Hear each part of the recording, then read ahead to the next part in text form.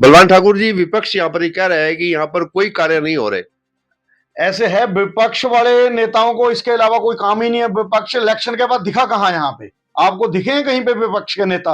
अपने अपने कारोबारों में लगे हुए हैं, बस अखबारी नेता हैं सारे। अखबारों में डाल देते हैं ये नहीं हुआ वो नहीं हुआ। ये हम तो ये पूछते हैं हुआ क्या नहीं, हल्का कालके के अंदर हो क्या नहीं रहा।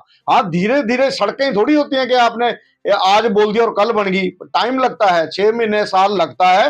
धीरे धीरे सब कुछ हो रहा है। धीरे धीरे अभी देखो नर्सिंग कॉलेज भी हमारा शुरू हो गया, विपक्ष के टाइम से लटक रहा था, अब उसका भी ओपनिंग हो गई है। तो ऐसे ही धीरे धीरे बहुत कुछ होने वाला है। एचएमटी फैक्ट्री के अंदर कोई बड़ा प्रोजेक्ट कार्तिकेय जी लेके आएंगे। कार्तिकेय जी इतनी मेहनत कर रहे हैं कि आप देखोगे आने वाले टाइम में इतिहास रच देंगे। इस हल्के का नाम होगा पूरे हिंदुस्तान में। हम लोग उपस्थित हैं विधानसभा कालका में। हमारे साथ उपस्थित हैं बलवान ठाकुर जी, जो एंटी टेररिस्ट फ्रंट इंडिया के प्रदेश अध्यक्ष हैं और साथ साथ कालका भाजपा के सक्रिय नेता हैं। लेते हैं जानकारी के गत दिवस राहुल जी ने संसद के अंदर केंद्रीय मंत्री बिट्टू जी के बारे में जो शब्द कहे, उसको लेकर किस प्रकार अपनी प्रतिक्रिया देंगे हमारे भाई बलवान ठाकुर विधानसभा कालका से। जय श्री राम जी सबको। जी सर। जय हिंद। जी सर। हाँ जी। राहुल जी ने जो बात कही है बिट्टू जी को, उसको लेकर किस प्रकार की बात रखी है? ये राहुल जी की मानसिकता को दर्शाता है। एक इतना बड़ा नेता प्रतिपक्ष जो कभी सांसद इन लोगों को बनाता था, उसके साथ ऐसे कटाक्ष कर रहा है जैसे कोई मंदबुद्धि बालक हो। ये इसके कारण ही कांग्रेस डूबी है। ये राहुल गांधी परिवार है ना, ये कांग्रेस को डुबोने वाला परिवार है। और देश का दुश्मन बोला बिट्टू ने, कोई गलत नहीं बोला, सही बोला। इन्होंने ही देश को बर्बाद कर रखा है। ये मंदबुद्धि है, इसको पता नहीं लगता कब कहाँ क्या बोलना। कभी ये सदन में आंखें मारने लग जाता है, कभी जबरदस्ती किसी के गले पड़ने लग जाता है। ये पगला चुका है। राज से दूर रह के इनको पता है कि अब जनता हमारे को अपना नहीं रही। अब ऐसी ये उल्टी सीधी हरकतें करने लग गया है। तो मेरे को नहीं लगता कि इनके होते हुए कांग्रेस कभी उभर पाएगी।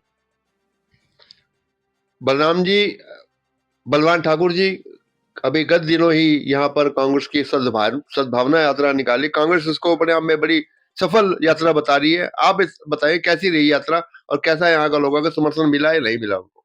सद्भावना यात्रा लोगों ने दिखाई दिया। कालका से चले थे 100-150 बंदा। कालका में था, सीढ़ी के अंदर था मेरा ख्याल 50-60 आदमी। और इनका लंच था यहाँ पे व्हाइट कैसल के अंदर। 500 प्लेट लगी थी, जिसमें से 150 प्लेट ही खाना खाने वाले थे। बाकी 350 का पता ही नहीं कहाँ गया। 350 तो बच गया।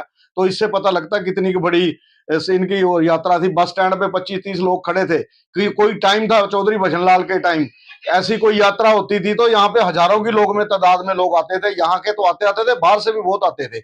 अब ये 150-200 लोगों को लेके चल रहे हैं, इसमें से भी 50-60 बाहर के हैं। तो इससे पता होता है लोग इनको अब बिल्कुल नकार चुके हैं। और आने वाले 25 साल कांग्रेस कहीं भी हरियाणा के अंदर नामो निशान नहीं है इनका आने के लिए। आपको एंटी टेररिस्ट फ्रंट इंडिया का जब प्रदेश अध्यक्ष बनाया है, उसमें क्या आपको यहाँ से स्थानीय विधायिका जी का भी सहयोग आश्वासन या समर्थन मिला है? हाँ जी, बिल्कुल जी। मेरे को एंटी टेररिस्ट फ्रंट का श्री वीरेश चंडिलिया जी ने बनाया है। तो उन्होंने यहाँ की हमारी माता जी विधायिका जी की भी नॉलेज में डाला और हमारे कार्तिकेय शर्मा जी से की नॉलेज में भी डाल के मुझे बनाया गया है। इनकी सहमति से बनाया गया है मेरे को, क्योंकि हमारे को इनकी सहमति के बिना बना ही नहीं सकते। तो सर, किस प्रकार के कार्य चल रहे हैं यहाँ पर हमारी विधायिका के माध्यम से? हमारी जब से माता शक्ति रानी शर्मा जी आई हैं, हमारी यहाँ हर गांव की हर सड़क इन्होंने मंजूर करवा दी, जो कई सालों से ऐसे ही पड़ी थी। लोग धक्के खाते फिर रहे थे गाड़ियों में, तो क्या पैदल चलना भी मुश्किल था। पर धीरे धीरे काम चलते हैं। अभी 1-1.25 साल हुआ है माता जी को आए। तो ये जो पीछा बिगड़ा हुआ काम था, अब धीरे धीरे ये सेट कर रहे हैं। अब सड़कें मंजूर हो गई हैं, पिंजौर से लेके कालका काली माता तक ये बड़े वाला रोड भी मंजूर हो गया है।